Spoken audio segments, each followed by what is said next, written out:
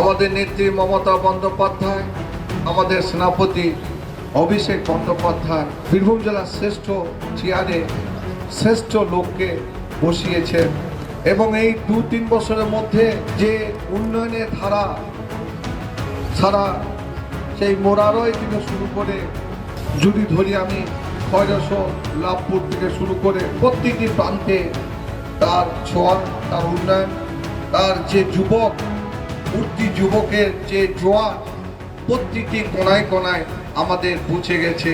তাই আমি একজন বীরভূমবাসী হিসাবে গর্ববোধ করছি যে বহুদিন পর আমরা এত ভালো একজনকে সভাধিপতি পেয়েছি।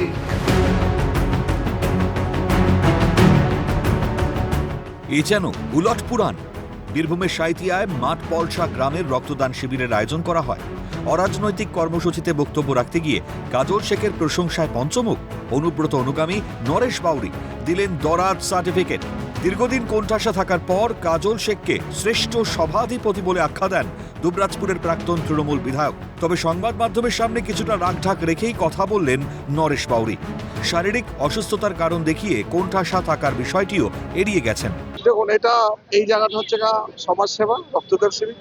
এখানে রাজনীতি আলাদা জায়গা, এটা হচ্ছে সেবামূলক। কোথাও কি কোণঠাসা হয়েছিলেন এতদিন?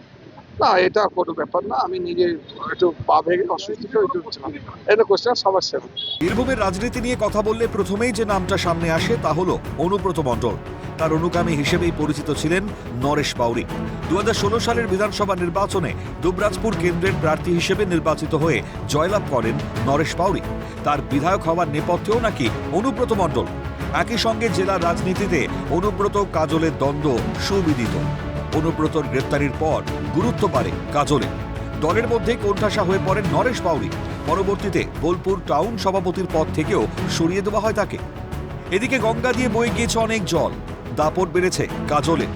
বিধানসভার আগে অনুব্রতপন্থী নরেশ বাউরির গলায় উল্টো সুর। শুধু তাই নয়, কাজল শেখের প্রশংসা করে প্রাক্তন যুব নেতা অভয় ভট্টাচার্য বললেন, নিজের কাজের মাধ্যমে মানুষের সুখ দুঃখের সাথী হয়ে এই জায়গায় এসে পৌঁছেছেন। কাউকে সরিয়ে চেয়ার পাননি কাজল শেখ। প্রিয় কাজল ভাই, যে কর্মের মাধ্যমে মানুষের সঙ্গে যোগাযোগের মাধ্যমে মানুষের পাশে সুখ দুঃখের সাথী হয়ে আজকে এই জায়গায় এসে পৌঁছেছে। কোনো দাদা বন্ধু তাকে হাতে ধরে কাউকে সরিয়ে দিয়ে চেয়ার সরিয়ে সেই চেয়ারে বসিয়ে দেওয়া নেই। একই সঙ্গে সংবাদ মাধ্যমের মুখোমুখি হয়ে বলেন, ইতিহাসের পুনরাবৃত্তি হয়, গর্ত যে খোঁড়ে সেই গর্তে পড়ে। নাম না করে একদা দুর্দণ্ড প্রতাপ অনুব্রত মণ্ডলকে খোঁচা কাজল অনুগামী অভয় ভট্টাচার্যের। ইতিহাসের পুনরাবৃত্তি হয়, আর গর্ত যে করে গর্ত সে পড়ে। একই মঞ্চ থেকে অভয় ভট্টাচার্যের প্রতি কৃতজ্ঞতা প্রকাশ করে জেলা সভাধিপতি কাজল শেখ বলেন, সততা এবং নিষ্ঠার সঙ্গে দায়িত্ব পালন করে চলেছেন।